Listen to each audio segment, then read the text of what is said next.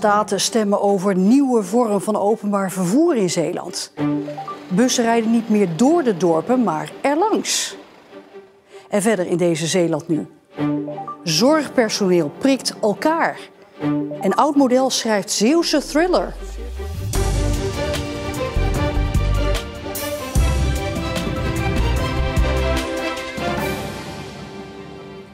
Goedenavond. De provincie gaat naar verwachting vandaag akkoord met het nieuwe openbaar vervoersplan.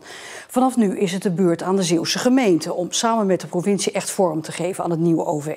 En vanaf 2025 moet alles dan op een nieuwe manier gaan rijden.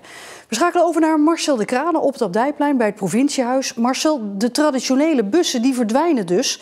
Maar ja, toch is er in de Provinciale Staten wel echt een duidelijke meerderheid voor het plan. Hoe zit dat? Ja, de statenleden denken toch dat dit de toekomst wordt van het openbaar vervoer in Zeeland. Dus bussen die van dorpskern naar dorpskern rijden. En in die kernen kun je dan kleine busjes bellen voor je vervoer. Het is nu nog allemaal een strategie. Dat moet echt een concreet plan worden. Daarvoor zijn de gemeenten aan zet. En een van die gemeenten die dat moet gaan doen is Rijmerswaal. Het biedt echt kansen. Je hoort wel eens van mensen die zeggen van ja, maar dat is een verschraling, want de lijndiensten rijden niet meer. We moeten ons realiseren dat er heel veel plekken in Zeeland zijn waar die lijndiensten overdag helemaal niet rijden. En dat biedt dus gewoon kansen in de toekomst dat mensen wel hun openbaar vervoervraag op een goede manier beantwoord krijgen. Wethouder Bot heeft vertrouwen in het nieuwe vervoersplan. De gemeenteraad van Rijmerswaal ook, want die is er deze week unaniem mee akkoord gegaan.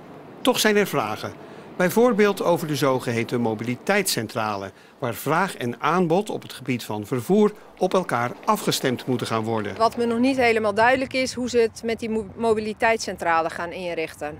Dat werd uit de stukken dat niet duidelijk of de gemeente en provincie dat ook samen doet met bijvoorbeeld een vervoerder zoals Connection die de kennis in huis heeft om dat goed te doen. Het station Kruiningen-Ierseke zou in de uitvoering een logische plek zijn voor een zogeheten hub. Dat is een vervoersknooppunt waar bijvoorbeeld trein en bus samenkomen, maar waar reizigers ook hun elektrische fiets kunnen stallen en opladen of hun auto parkeren. Ook op het gebied van hubs is er een wens. Bijvoorbeeld ook in Ierseke. Maar dat is dan een hub die wat meer gericht is op de dagjesmensen en toeristen, zeg maar. Toeristische hub, zeg maar. Een toeristische hub, zodat mensen daar naartoe komen, op wat voor manier dan ook.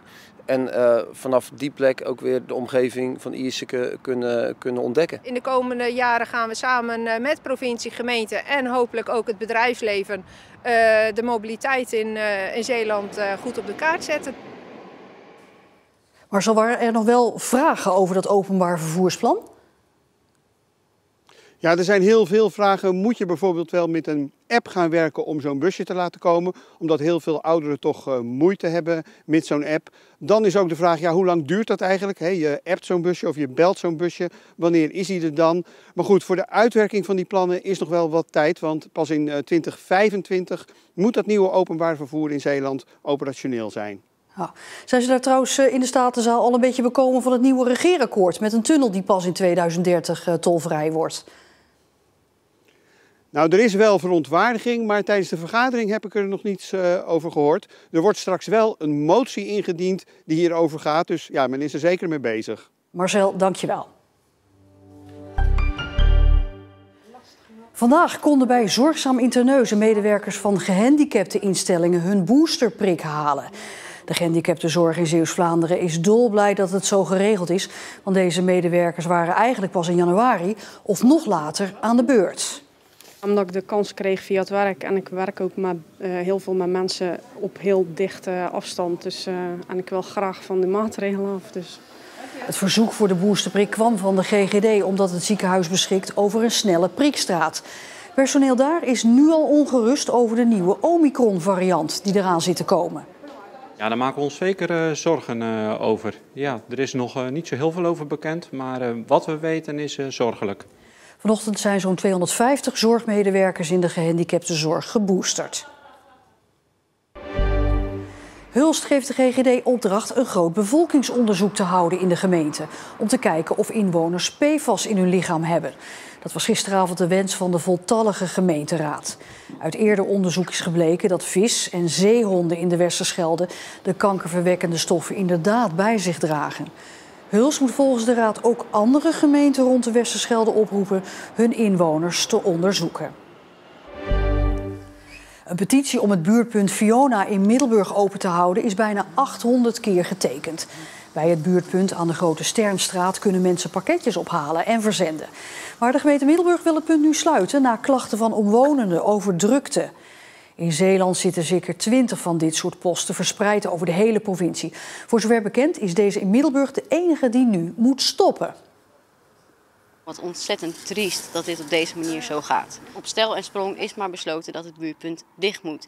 Terwijl het buurtpunt eigenlijk voor zoveel mensen een uitkomst is. Dus dat was eigenlijk mijn eerste gedachte van ja, dit kan toch niet zomaar sluiten. De oude veerboot Koningin Emma gaat woensdag al naar haar nieuwe plek aan de Houtkade in Vlissingen, waar de veerboot in de jaren 30 ook is gebouwd. De Koningin Emma zou eigenlijk pas komend jaar vanuit Rijmerswaal naar Vlissingen komen. Een groep liefhebbers, verenigd onder de naam PSD-net, heeft het schip terug naar Zeeland gehaald. De boot is ondertussen omgebouwd tot drijvend hotel. Lichtjes voor kerst, komt voor jou en mij. Omdat de basisscholen een week eerder kerstvakantie hebben, is op veel scholen vandaag al kerst gevierd. Zoals hier op basisschool Het Honk in Capelle. Vanmorgen zijn we begonnen met de kerstviering door het Bijbelverhaal voor te lezen. Het was nog donker, dus hebben we ook de kaarsjes aangestoken.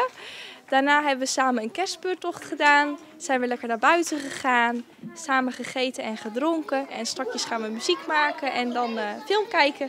En dan is de dag weer voorbij. Weet je al wat je gaat doen in de vakantie? Ik ga spelletjes doen en een zwemles. Vind je het leuk dat je eerder vakantie hebt of zou je liever nog wat langer op school blijven? Even wat langer op school blijven. Ja, in ieder geval is het dan gelukkig, zoals het er nu naar uitziet, genoeg tijd om dan met vriendjes af te spreken in de vakantie. Voormalig Playboy-model, Miss Limburg, oprichter van het lingeriemerk Women of Colors. Patricia Mollenhauer heeft al veel gedaan in haar leven, maar op haar 50ste heeft ze eindelijk haar grote passie gevonden. En dat is schrijven. En dat heeft geresulteerd in haar debuutthriller die zich voor een groot deel afspeelt in haar achtertuin in Bakendorp, in de buurt van Baarland.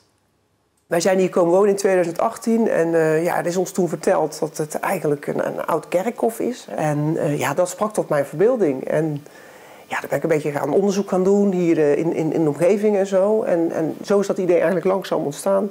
Van ja, botten, skeletten, oud kerkhof. Idee. Waarom neem jij de telefoon niet op?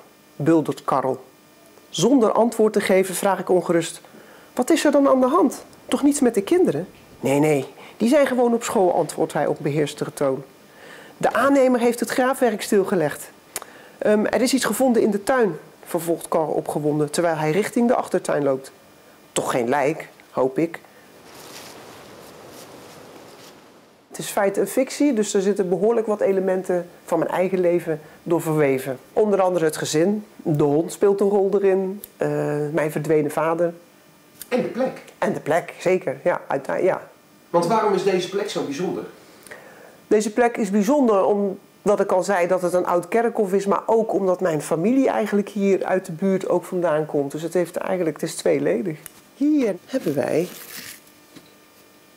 echt wel wat bijzondere dingen gevonden in de tuin. Een stukje verder dan de graafmachine staan 4 agenten en onze aannemer.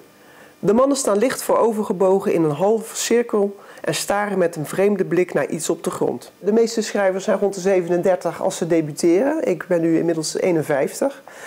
Maar wat ik nog bijzonderder vind is dat er ook heel weinig thriller-auteurs van kleur zijn. Dus ja. Vind je dat ook belangrijk? Ik vind het wel een belangrijk iets dat je bepaalde diversiteit, inclusiviteit ook gewoon terugleest in hedendaagse thrillers. Dat is ook een beetje mijn missie, om dat te normaliseren eigenlijk. Dat je schrijft met een wereldbeeld wat ook gewoon de realiteit is. We komen tot stilstand bij het zwijgende groepje mannen en automatisch volg ik hun blik. In een split second realiseer ik mezelf dat dit niet om een bom uit de Tweede Wereldoorlog gaat. Dus toch een lijk, mompel ik droog.